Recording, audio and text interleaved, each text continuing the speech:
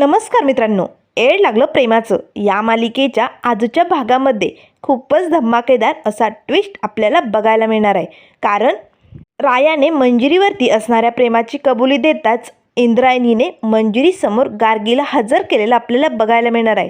तर गार्गी आणि विशाल भोसलेचा भूतकाळ आता मंजिरीला सगळा कसा समजणार हे आपल्याला बघायला मिळणार. तर इथे आता मंजिरीच्या लग्नाचे विधी चालू असतात. सप्तपदीचे फेरे चालू असताना शशिकला आणि घोरपडेला मात्र खूपच टेन्शन आलेलं असतं. दोघे आता मंजिरीला खुणावत असतात. मंजिरी थांब, असं नको करू मंजिरी, कारण आता शेवटचा फेरा उरलेला असतो. 6 फेरे झालेले असतात. आता 7व्या फेरेला सुरुवात झालेली असते. त्याच वेळेस शशिकला मंजिरीला थांबवते. मंजिरी ऐक माझं, हे बघ, असा चुकीचा निर्णय घेऊ नको. अगं आता 7वा फेरा पूर्ण होईल मंजिरी. ऐक ग बाळा, मी तुझ्यासमोर हात जोडते, तुझ्या पाया पडते, पण असं नको करू ग मंजिरी, नको करू या घाणेरड्या माणसाशी लग्न. अगं राया नाही आला तर हा फेरा पूर्ण होईल. मंजिरी ऐक माझं. पण मंजिरी 1 नाही 2 नाही गप्प असते. त्याच वेळेस शशिकला म्हणू लागते, मंजिरी ऐक ना गं, मी काय सांगते, राया नाही आला तर. त्याच वेळेस मंजिरी मनाशीच म्हणू लागते, काकू माझा राया येणार. माझ्या प्रेमावरती पूर्ण विश्वास आहे. मला माहिती राया माझं हे लग्न थांबवायला नक्की येणार, कारण माझ्या हाताने एवढं मोठं पाप तो कधीच घडू देणार नाही. मला खात्री आहे तो येणार. आणि जर तो नाहीच आला तर मी या माणसाशी लग्न करेल. तो माझा शेवटचा दिवस असेल. जर माझं या माणसाशी लग्न झालं तर मी स्वतःला संपवणार. आणि राया, या सगळ्याला तू जिम्मेदार असणार आहे. आज जे काही होईल ते तुझ्या हातात असणार आहे. तू जर वेळेवरती आला नाही तर आज तुझी मिस फायर तुझ्यापासनं कायमची दूर जाणार. मग तू तिला किती आवाज दिले तरी ती तुझ्यापर्यंत कधीच येऊ शकत नाही. त्यामुळे राया, आज तुझ्या मिस फायरला वाचवायचं की नाही हे तू तुझं बघून घे. असे म्हणताच आता लगेच तो बॉस म्हणू लागतो, मंजिरी अगं काय झालं, फेरा पूर्ण करायचा नाही का मंजिरी. त्यावर मंजिरी होकार देते, हो चला. आता मंजिरीने चालायला सुरुवात केलेली असते. तेव्हा लगेच आता शशिकला डोक्याला हात लावते, मंजिरी असं का करतेस तू. ऐक ना गं मंजिरी, नको हा फेरा पूर्ण करू. त्याच वेळेस आता घोरपडे मंजिरीला अडवतो, मंजिरी अगं शशिकलाचं आणि माझं ऐक ना गं, असा वेडेपणा नको करू मंजिरी, थांबव हे सगळं. त्यावर लगेच आता तो बॉस घोरपडे जवळ येतो, ए गप्पा बाईस, कळत नाही तुला, मंजिरीला माझ्याशी लग्न करायचंय. आणि आता हा फेरा पूर्ण झाल्यानंतर आमचं लग्न होणार. आता कोणी हे लग्न थांबवू शकत नाही, कारण तुमचा तो राया येणारच नाही आहे. आणि आला तरी तो या गेटच्या आतमध्ये येऊ शकत नाही, कारण गेटच्या बाहेर माझी माणसं ठेवलीत मी. एकदा का तो राया इथपर्यंत आला की त्याचे हातपाय तोडून त्याच्याच गळ्यात नाही घातली ना माझ्या माणसांनी, तर नावाचा बॉस नाही मी, कळलं. त्यामुळे चल हो बाजूला, आता हे लग्न होऊनच राहणार. त्याच वेळेस तो बॉस म्हणू लागतो, मंजिरी करायचं आहे ना फेरा पूर्ण, चल मग. आता दबक्या पावलांनी मंजिरी आता फेरा मारण्यासाठी चाललेली असते. त्याच वेळेस आता ती सारखी गेटकडे बघत असते, पण अजूनही रायाचा काही तपास नसतो. आता थोड्याच अंतरावरती 7वा फेरा पूर्ण होणार. तेच आता बाहेर जे गुंड उभे असतात ना, त्यातल्या एका गुंडाला रायाने मात्र त्या हवनाजवळ फेकलेलं असतो. सगळेजण घाबरतात. त्याच वेळेस शशिकला म्हणू लागते, हा माणूस कुठून पडला, याला काय झालं. त्याच वेळेस घोरपडेचं लक्ष आता बाहेर जातं. तर आता रायाची एंट्री झालेली असते. आता मात्र लगेच राया चाळीत आलेला असतो. रायाला बघताच मिसफायर खूपच खुश होते आणि पटकन लगेच धावतच जरा पुढे जाते. आला काकू, बघ मी म्हटलं होतं ना माझा राया येणार. आणि बघ, माझं हे लग्न थांबवण्यासाठी राया आला. 7वा फेरा पूर्ण झालाच नाही, तेच माझा राया आला, म्हणजे हे लग्न मोडलं. त्यावर लगेच शशिकला आता देवासमोर हात जोडते, बरं झालं बाई आला राया, पांडुरंगाचीच कृपा, म्हणजे हे लग्न होणार नाही, बरं झालं. त्याच वेळेस आता लगेच राया आतमध्ये येताच म्हणू लागतो, जोपर्यंत मी जिवंत आहे तोपर्यंत हे लग्न होऊ शकत नाही. थांबवायचं, लगेचच्या लगेच हे सगळं थांबवायचं. त्यावर तो बॉस म्हणू लागतो, ए तू कुठनं आला, आणि आला तर आला, माझं लग्न मोडतोय, थांब आता तुला सोडणार नाही. ए कुठे गेली माझी माणसं, याला तोडून फोडून इकडनं बाहेर काढा. त्याच वेळेस आता लगेच काही गुंड धावतच हातात रॉड घेऊन येतात आणि रायावरती वार करू लागतात. मग लगेच आता रायाही या गुंडांची चांगलीच कुत्र्यासारखी धुळाई करत असतो. एक एक करून सगळ्या गुंडांना आता रायाने चांगलंच चोपवलेलं असतं. त्याच वेळेस घोरपडे शिट्ट्या वाजू लागतो, वाह एक नंबर भारी, याला म्हणतात ताकद.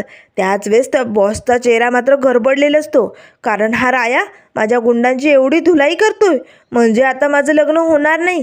त्याच वेळेस शशिकला म्हणू लागते, बरं झालं आज पांडुरंगाने ऐकलं, रायाला वेळेवरती इथे पोचवलं, ते खूप चांगलं केलं.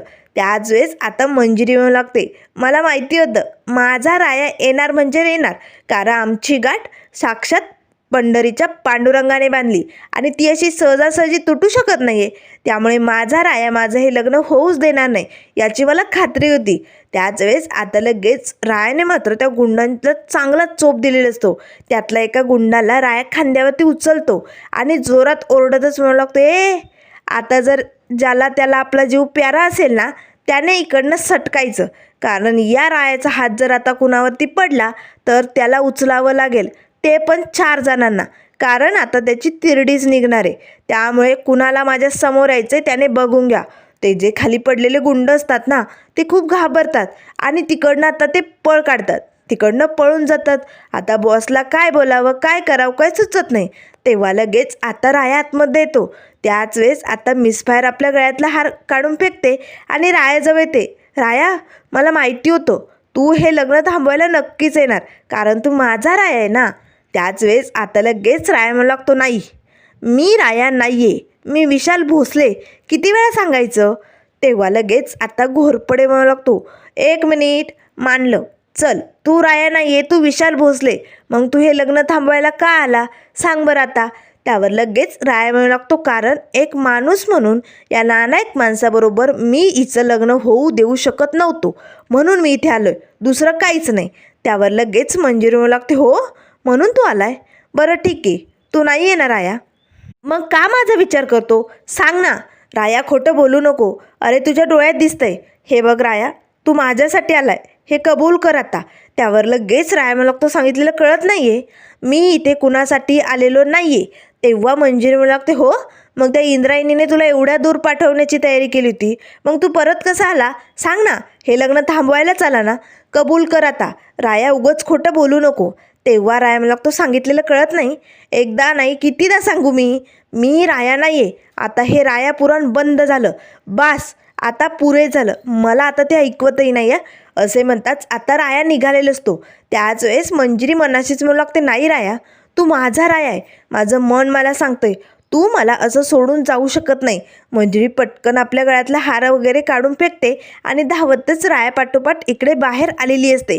तर आता लगेच राया निघालेलं असतानाच मंजिरी पाठीमागनं येते आणि रायाला घट्ट मिठी मारते. राया, अरे काय चाललंय मला सोडून, का माझ्यापासून पळ काढतोय, असं नको ना करू राया. तेव्हा मात्र रायाला काय बोलावं, काय करावं, काय सुचत नाही. राया लगेच आता मिसफायरला बाजूला करतो आणि समोरच तिचा हात धरून तिला ओढतो. का असं वागतेस तू, सांगितलेलं कळत नाही तुला, मी तुझा राया नाही आहे, मी विशाल भोसले, त्यामुळे सोड मला, जाऊ दे, माझा पिच्छा सोड. तेव्हा मंजिरी म्हणू लागते, नाही राया, तू खोटं बोलतोय, कारण तू जे बोलतोय ना ते फक्त तोंडाने, पण तुझे डोळे, तुझं मन जे काही सांगते ना ते मला समजं कळतंय. तुझं प्रेम आहे माझ्यावरती, मी तुझी मिसफायर आहे आणि तू माझा राया आहे, हे विसरू नको. हे बघ, तू कितीही खोटं बोलला, तू कितीही कबूल करायचं ठरवलं नाही ना, तरी पण माझं मन मला सांगतंय तू खोटं सांगतोय. त्यावर लगेच राया म्हणू लागतो, कळत नाही तुला, मला विशाल भोसले म्हणून जगायचे, हा राया कोण आहे हे मला माहिती नाही आहे, त्यामुळे आता माझ्या वाटेत येणं बंद कर.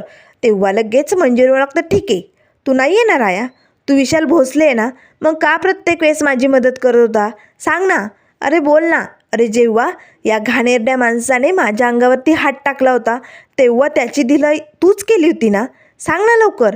आणि त्यानंतर जेव्हा मी आणि काकूने स्टॉल उभी केला होता तेव्हाही तूच आमच्या मदतीला आला होता. आणि त्यानंतर जेव्हा काकू भर रस्त्यात चक्कर येऊन पडली होती तेव्हा तूच तिला हॉस्पिटलला घेऊन गेला होता ना, बोल ना लवकर. त्यावर राया मात्र 1 नाही 2 नाही गप्प असतो. तेव्हा मंजिरी म्हणू लागते, एवढंच नाही राया, अरे त्या इंद्रायणीने त्या गुंडांना पाठवून माझं अपहरण केलं होतं, मला इकडनं दूर पाठवण्याचं ठरवलं होतं, तेव्हा तूच आला होता ना. आता हे सगळे काही क्षण इथे मंजिरीला आठवत असतात. तेव्हा लगेच मंजिरी म्हणू लागते, बोल ना, जर तू माझा राया नव्हता तर प्रत्येक वेळेस रायासारखा माझ्या संकटात माझ्या पाठीशी का उभं राहत होता सांग ना, दे ना माझ्या प्रश्नाचं उत्तर. तेव्हा राया मनाशीच म्हणू लागतो, मिस्फायर, मी विशाल भोसले आणि माझ्या जीवनाबद्दल मी तुला नाही सांगू शकत ग. मला माफ कर मिस्फायर. हा राया तुला त्याच्याबद्दल काय बी सांगू शकत नाही, कारण तो बांधला गेलाय.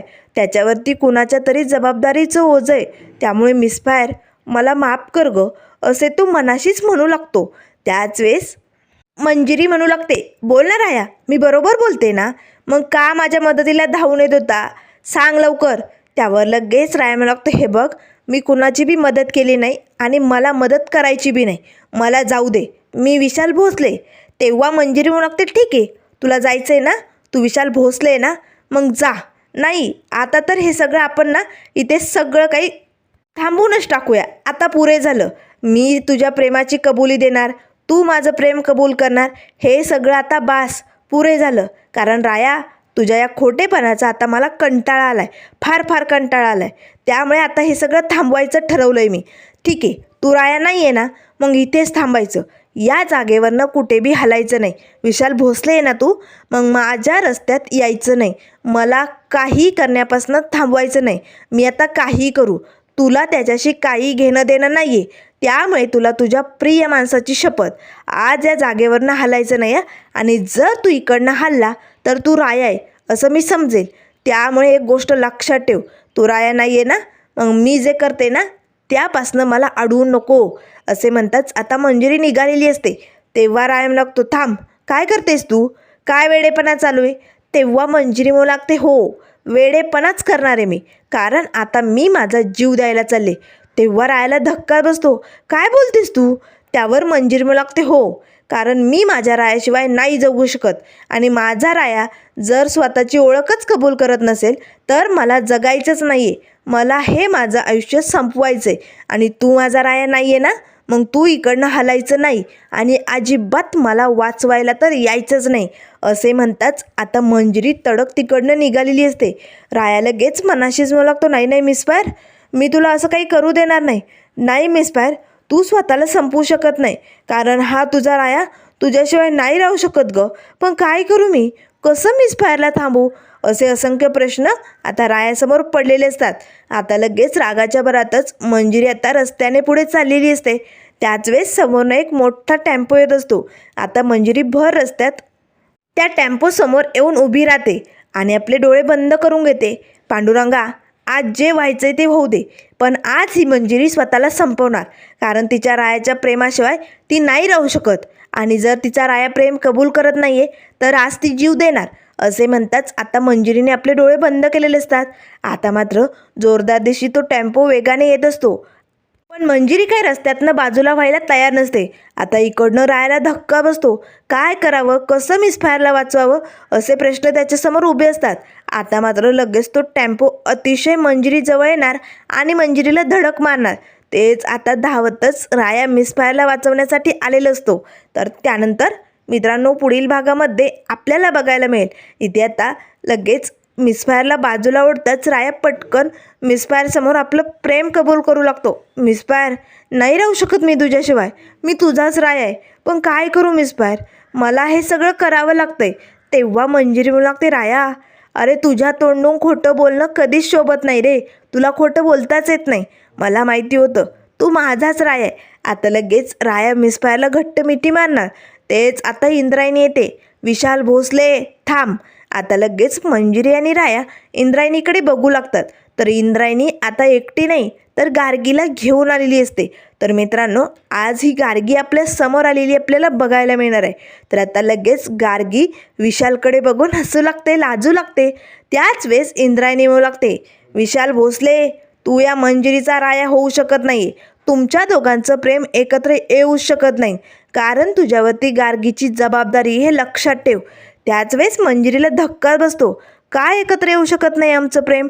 आणि ही गार्गी रायाची जबाबदारी काय? हे सगळं काय? तेव्हा लगेच इंद्रायणी म्हणू लागते, गार्गी आणि विशाल भोसलेचा भूतकाळ आता मी तुला सांगते. तर मित्रांनो, उद्याच्या भागामध्ये गार्गी आणि विशाल भोसलेचा भूतकाळ आपल्याला लवकरच कळेल. त्यामुळे अशाच मालिकेंच्या अपडेट पाहण्यासाठी चॅनलला लाईक करा, सबस्क्राईब करा. व्हिडिओ पाहिल्याबद्दल